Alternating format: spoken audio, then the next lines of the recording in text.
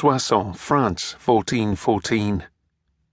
Rumours of how the French had murdered their own people reached me long before I'd arrived at Soissons. Even as an Englishman, and despite the never-ending conflicts between our countries, I couldn't accept that the French would do such a thing. But when I walked through the city's open gates and saw the multitude of bodies lying side by side, I believed.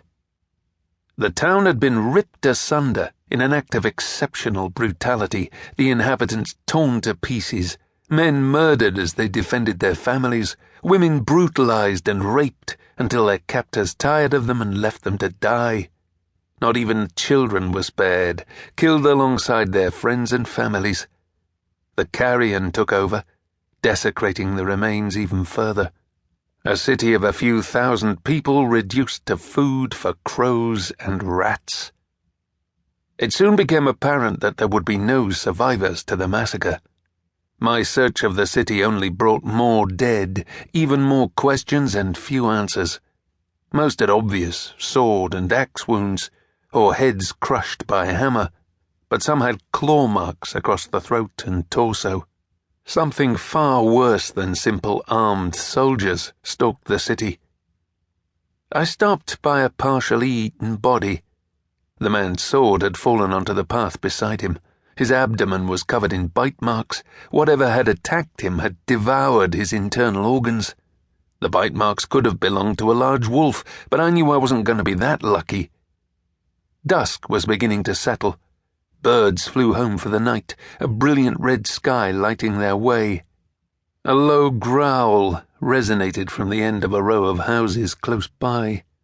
I placed my hand on the hilt of my jian, drawing the Chinese sword a few inches out of its sheath as I continued toward the noise. I reached the end of the houses and peered around the corner. The stench of death had hung in the air from the moment I entered the city, but it mixed with something else, something more animal than human. In the center of a large courtyard, a beast sat hunched on muscular legs, its maw deep inside the stomach of a dead man, feasting loudly.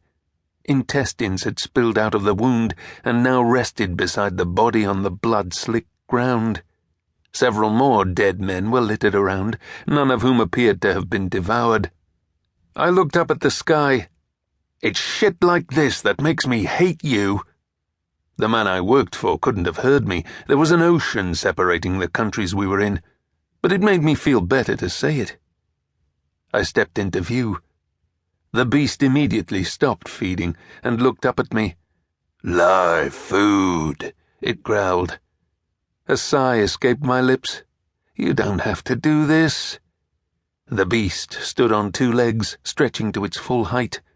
It was over a head taller than me, and its muscular frame was covered in dark fur, now matted with blood. The beast's hands consisted of an elongated palm with long fingers, each tipped with a razor-sharp claw. I should know how sharp those bastards were. I'd fought enough werewolves in my time. The werewolf lifted its nose and sniffed the air. "I can smell your blood, little man."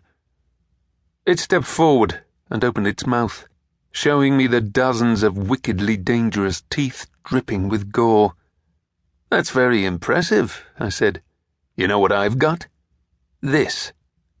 I tapped the guandao strapped to my back, a Chinese halberd consisting of a 1.5-meter-long wooden pole with a curved sword edge on one end and a sharp spike on the other. The werewolf shrugged. "You're just a human. I can kill you before you even draw it." "Maybe." I hurled a silver dagger into the throat of the beast. It dropped to its knees, desperately trying to remove the dagger as panic set in. Its long fingers were unable to get a good grip on the slick hilt, and it started to choke as blood filled its windpipe.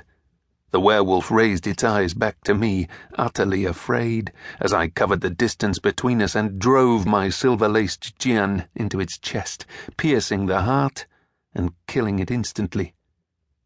I held on to the jian's hilt and placed one boot on the werewolf's chest, dragging the blade from the dead beast with a sucking sound. A loud thud accompanied it a second later as the